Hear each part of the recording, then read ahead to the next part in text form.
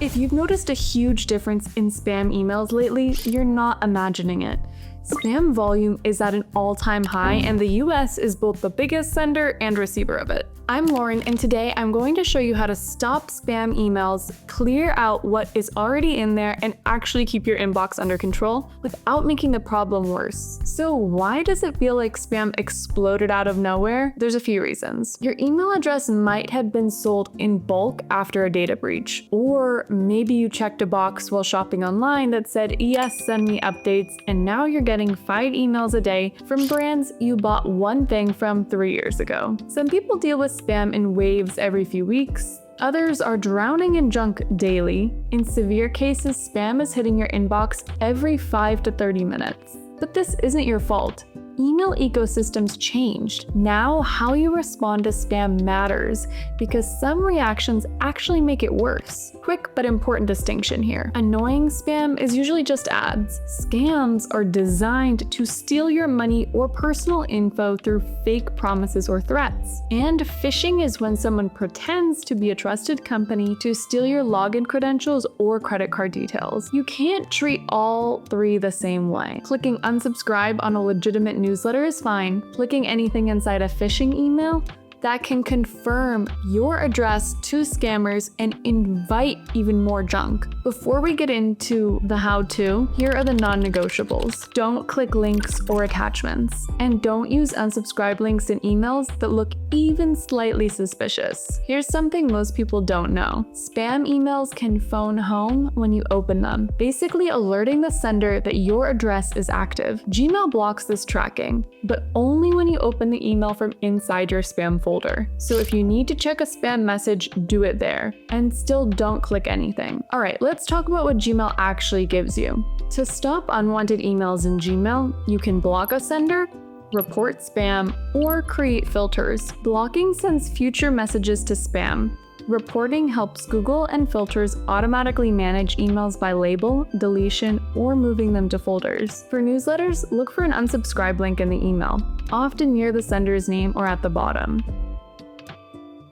Open an email from the sender you want to stop, click the 3 dots next to the reply button in the top right corner. Select block, and future emails go to spam.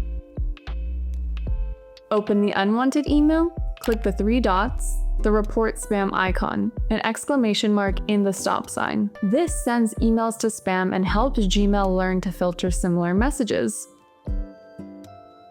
Open the email. Click the unsubscribe link next to the sender's name, or scroll to the bottom and find the link there. Follow the prompts to confirm your unsubscription.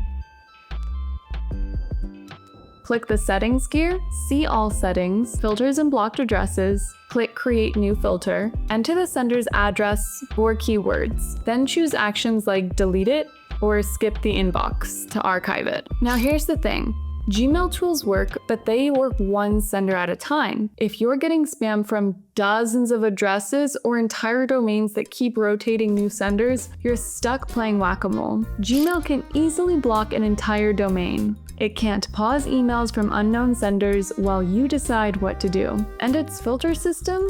Desktop only. Not exactly convenient if you're trying to clear spam emails from your phone. Unsubscribing doesn't touch old emails already sitting in your inbox, so even after you opt out, you're left with the cleanup. This is where most people get stuck. This video is brought to you by Clean Email, so let me show you what we offer that Gmail doesn't. First, unsubscriber. If you've got a mountain of legitimate but annoying newsletters, you can unsubscribe from multiple senders at once, and will automatically delete the old emails from those senders too. No hunting through each message. Second, auto clean. This one's for patterns.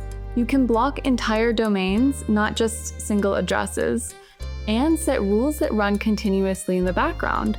Third, the screener. Think of it as your gatekeeper for your inbox. When the screener is on, emails from senders you've never heard of don't go straight to your inbox. They land in a review folder first. You decide, allow or block. It stops spam before it even reaches you.